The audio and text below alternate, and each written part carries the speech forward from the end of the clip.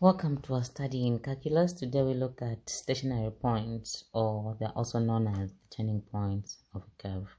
So for you to find the turning point using calculus, it simply means you get the gradient function, and the gradient function is dy dx, then equate it to 0. After you do that, when you equate it to 0, you solve for x, so you end up finding an exact value of x or exact values of x depending on the type of function that you have in that given equation.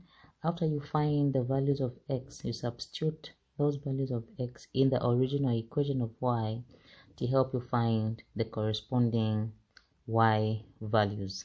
After that, you just group x together with its corresponding y variable in one bracket to give you a complete coordinate. And if you have more than one turning point, you do the same. You get x together with its corresponding y variable, and that will give you a complete coordinate of a turning point. So let's have an example. We have find the coordinates of the turning points on the following curves. So we have y is equal to x to the power 3 minus 3x. So to begin with, we get our dy dx. So dy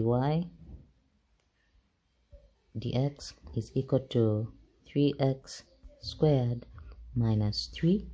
Then the turning point happens at the point where dy dx is equal to 0. So we equate our dy dx to 0.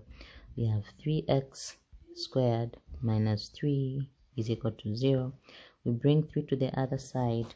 You're going to have 3x squared minus is equal to 3 comes to the other side, it's positive now, and you divide throughout by 3. So you divide by 3, you're going to have x squared is equal to 1. What you want to find is x and not x squared, so we get the square root.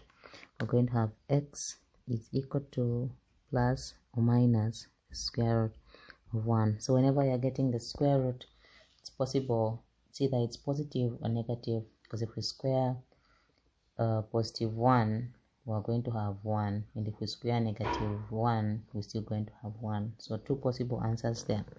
So then we're going to have x is equal to either positive plus or minus square root of 1 is 1.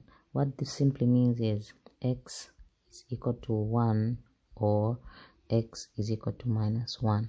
So now you have the values of x. The next step, you find the corresponding value of y for x is equal to 1. Then you also find the corresponding value of y when x is equal to minus 1 by substituting these x values into this equation. So we're going to have y is equal to, we start with x being equal to 1. We're going to have 1 to the power 3 minus 3 times 1. This will give us 1 minus 3, and that will give us minus 2. So from this one, we have the coordinate when x is 1. So x comma y, our x is 1 and our y is negative 2. So this graph will have a turning point at 1 comma negative 2, and we do the same for when x is negative 1. We substitute this in our original y equation. We're going to have y is equal to minus 1 to the power 3 minus 3x minus 1, and simplifying that one, it's going to give you negative 1 plus 3, which will give you 2. And our coordinates, therefore, when x is negative 1, our y is 2. So our graph will turn at 1 comma negative 2 and negative 1 comma 2. Let's try another example. B. So what we have in B is equal to 2x to the power 3 minus 3x squared minus 12x plus 8. So we get our dy dx. dy dx is equal to 6x squared minus 6x minus 12. We equate this to 0. We have 6x squared minus 6x minus 12 is equal to 0, so that what we have here now is a quadratic equation. So we can easily just use the sum and the product. The product is minus, oh actually this is 6 and 12. We can actually factor out our 6 so that we can deal with smaller numbers. So let me just erase this point here. So at this point we can reduce this equation. Let's divide through by 6. So 6 into 6x squared, we just have x squared minus 6 into 6x is just x, minus 6 into 12 is 2, and 6 into 0 is 0. So it's much more simplified. So meaning our product now is minus 2 and our sum is minus 1. Two numbers which you can add is negative 2 and 1. Multiply these two, you get negative 2. Add these two, you get that one. In the end, to factorize to x minus 2 and x plus 1 equal to 0, giving you the values of x of 2 and x being equal to minus 1. So now we have our x values. Now let's find the corresponding y values by substituting the individual x values respectively into this equation. So we're going to start with x equal to 2.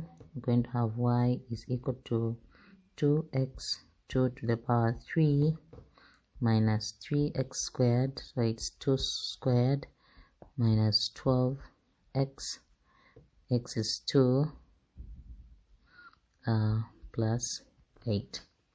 Simplify that one. We are going to have 2 to the power 3 is 8 times 2, you have 16, minus 2 to the power 2 is 4 times 3, you have 12, minus 24, 12 times 2 plus 8. To simplify that one, it's going to give us minus 12. Then what we have now is a complete coordinate of a turning point. So our turning point for that one is 2, negative 12. But we also have another value of x, which is x is equal to negative 1. So x is equal to negative 1.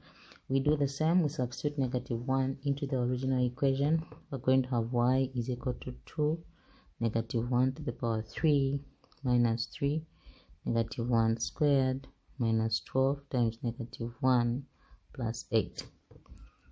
Negative 1 to 3 is negative 1 times 2, you have minus 2. Positive 1 times minus 3, you have minus 3. And then you have plus 12 and plus 8. So this will give us 15 if you simplify it. Meaning our other turning point will happen at the point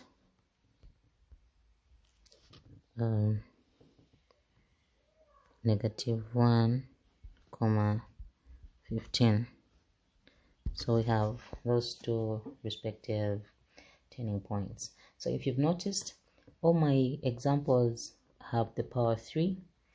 This is in readiness for us to be able to sketch our cubic functions in our next video, because all our cubic functions, cubic as it says, the highest power you have there is the power 3. However, this method can work even for quadratic functions which have the highest power of 2. You still get the correct turning point of a quadratic function. So you can also find the turning point using calculus. That's by equating your dy dx to 0 and finding the corresponding values of y. So for your task, I would love you to try and find the turning points for this equation. Y is equal to x minus 3 minus 3x plus 2. Let's remember to sanitize frequently or a lot so that we can stay safe. And remember to keep the social distance. Thank you.